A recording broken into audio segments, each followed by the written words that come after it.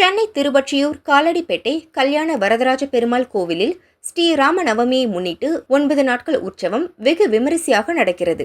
முதல் நாளான இன்று சந்திரபிரபை வாகனத்தில் சீதா சுயம்வரம் அலங்காரத்தில் ராமர் பக்தர்களுக்கு காட்சியளித்தார்.